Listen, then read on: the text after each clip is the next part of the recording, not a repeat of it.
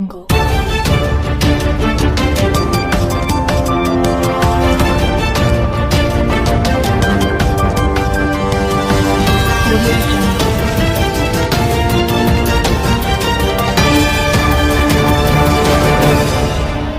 નમસ્કાર મિત્રો, સ્વાગત છે તમારું આજના ખેડૂત સમાચારની અંદર। તો મિત્રો, આજના ખેડૂત સમાચાર વિશે માહિતી મેળવવાની છે એ પહેલા જો તમે ચેનલમાં પહેલીવાર આવ્યા હોય તો મિત્રો ચેનલને જરૂરથી સબસ્ક્રાઇબ કરી દેજો। તો મિત્રો ચાલો વધારે સમય ન બગાડતા આજના આ વિડીયોની શરૂઆત કરીએ। તો મિત્રો આજના પ્રથમ સમાચારમાં જોઈએ તો મિત્રો આજે અંબાલાલ પટેલે મોટી આગાહી કરી છે। મિત્રો ગુજરાતમાં ફરી એકવાર વેસ્ટર્ન ડિસ્ટર્બન્સને કારણે વાતાવરણમાં પલટો આવવાની શક્યતા છે અને મિત્રો હવામાનના નિષ્ણાત એવા અંબાલાલ પટેલ મુજબ પશ્ચિમી વિક્ષેપોથી કચ્છ, ઉત્તર સૌરાષ્ટ્ર અને અમદાવાદ, ગાંધીનગરમાં કમોસમી વરસાદ પડી શકે છે અને જ્યારે મિત્રો 22 જાન્યુઆરી બાદ આ સિસ્ટમ સક્રિય થતા મિત્રો રાજ્યમાં કાતિલ ઠંડીનો નવો રાઉન્ડ શરૂ થશે તેવું અત્યારે અંબાલાલ પટેલે જણાવ્યું છે। તેમજ મિત્રો ઉત્તર અને મધ્ય ગુજરાત સહિત સૌરાષ્ટ્રના તાપમાનમાં પણ ધરખમ ઘટાડો નોંધાશે અને જે મિત્રો શિયાળાની પ્રબળ ઠંડીનો અહેસાસ કરાવશે તેવું અત્યારે અંબાલાલ પટેલે જણાવ્યું છે। મિત્રો ગુજરાતની અંદર 22 જાન્યુઆરી બાદ મિત્રો સિસ્ટમ બદલાય છે અને મિત્રો 22 જાન્યુઆરી પછી ભયંકર ઠંડી પડશે તેવું અત્યારે અંબાલાલ પટેલે જણાવ્યું છે। મિત્રો ત્યાર પછીના સમાચાર જોઈએ તો મિત્રો આજે ખેડૂતો માટે ખાસ અગત્યના સમાચાર સામે આવ્યા છે।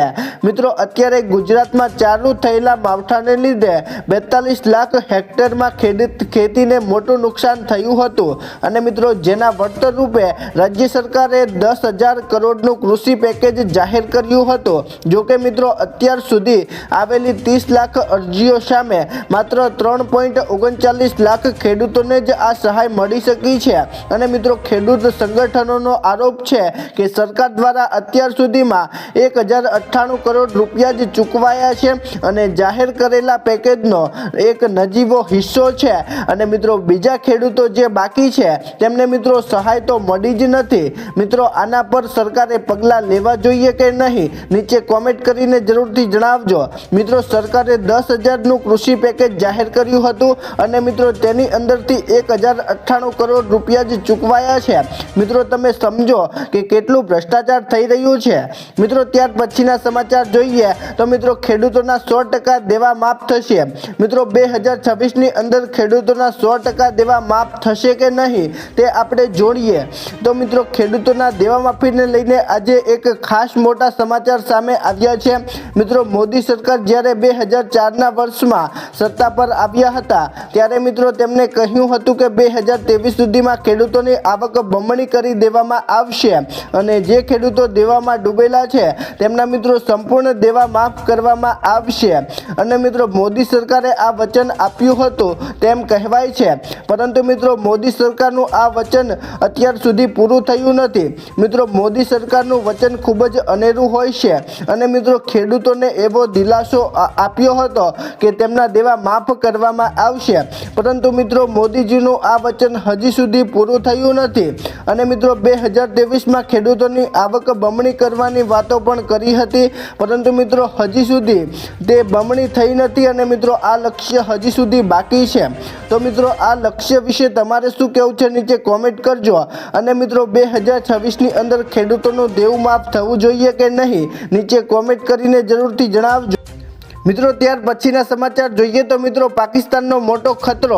મિત્રો અત્યારે ગુજરાતની અંદર 26મી જાન્યુઆરી ખૂબ જ નજીક છે અને મિત્રો અત્યારે દિલ્હી સહિત 4 રાજ્યો પર મોટો ખતરો છે તેવું અત્યારે કહેવામાં આવ્યું છે। મિત્રો 26મી જાન્યુઆરી પહેલા અત્યારે મિત્રો એજન્સીઓ એલર્ટ પર આવી ગઈ છે અને મિત્રો એજન્સીઓએ જણાવ્યું છે કે આ વખતે મોટા આતંકી હુમલા થવાની શક્યતા છે અને મિત્રો અત્યારથી જ એલર્ટ જારી કરી દીધું છે।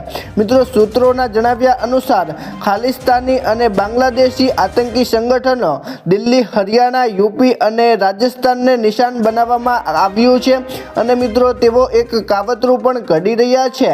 મિત્રો દેશમાં બેઠેલા કટ્ટરપંથીમાંથી આ આતંકી હુમલાને ભારે નુકસાન થઈ શકે છે અને મિત્રો ભારે નુકસાન થયું તો મિત્રો ભારત આનો જવાબ ભયંકર આપશે તેવું અત્યારે ભારતીયો દ્વારા જાણવા મળ્યું છે અને મિત્રો અત્યારે પંજાબના ગેંગસ્ટરો અને કોમર્શિયલ નેટવર્કનો ઉપયોગ કરીને અત્યારે ભારતની માહિતી બીજે સુધી પહોંચાડી રહ્યા છે. તો મિત્રો આપણા જ લોકો બીજે માહિતી પહોંચાડી રહ્યા છે. તો મિત્રો આ વિશે તમારું શું કહેવું છે નીચે કોમેન્ટ કરજો. મિત્રો ત્યાર પછીના સમાચાર જોઈએ તો મિત્રો આજે ફરીથી બાંગ્લાદેશમાં વધુ એક હિન્દુની હત્યા થઈ છે. મિત્રો આ 9મી ઘટના છે. મિત્રો આ બાંગ્લાદેશની અંદર હિન્દુની હત્યા દિવસે ને દિવસે થાય છે. મિત્રો આ એક ફરીવાર ઘટના બની છે. મિત્રો બાંગ્લાદેશમાં ગાજીપુરમાં એક હિન્દુ વેપારી તેની મીઠાઈની દુકાનમાં એક સગીરા કર્મચારીને બચાવવાનો પ્રયાસ કરી રહ્યો હતો. ત્યારે મિત્રો તે વખતે તેને મારીને હત્યા કરી દેવામાં આવી હતી. અને મિત્રો પોલીસે આ કેસની અંદર 3 લોકોની અટકાયત કરી છે. અને મિત્રો મૃતકની ઓળખ 55 વર્ષીય લીટન ચંદ્ર ધોષ ઉર્ફ કાલીન તરીકે થઈ છે. મિત્રો છેલ્લા મહિનામાં બાંગ્લાદેશમાં 9 હિન્દુઓની હત્યા કરવામાં આવી છે. અને મિત્રો આ 9મી ઘટના છે તેવું અત્યારે કહેવામાં આવી રહ્યું છે. મિત્રો ત્યાર પછીના સમાચાર જોઈએ તો મિત્રો પાકિસ્તાનની હરકત. મિત્રો ફરીથી પાકિસ્તાનના ડ્રોન દેખાયા છે. મિત્રો જમ્મુના સાંબા જિલ્લાના ડ્રોન દેખાતા મિત્રો સરહદ પર અત્યારે તણાવ વધી ગયો છે. અને મિત્રો રામગઢ સેક્ટરમાં લોક પાસે ડ્રોન દેખાતા સેનાએ તુરંત જ એન્ટી ડ્રોન સિસ્ટમ સક્રિય કરી હતી. અને મિત્રો જેને કારણે ડ્રોન પાકિસ્તાન તરફ પરત કર્યું હતું. મિત્રો છેલ્લા 7 દિવસમાં ડ્રોન દેખાવાની આ ચોથી ઘટના છે.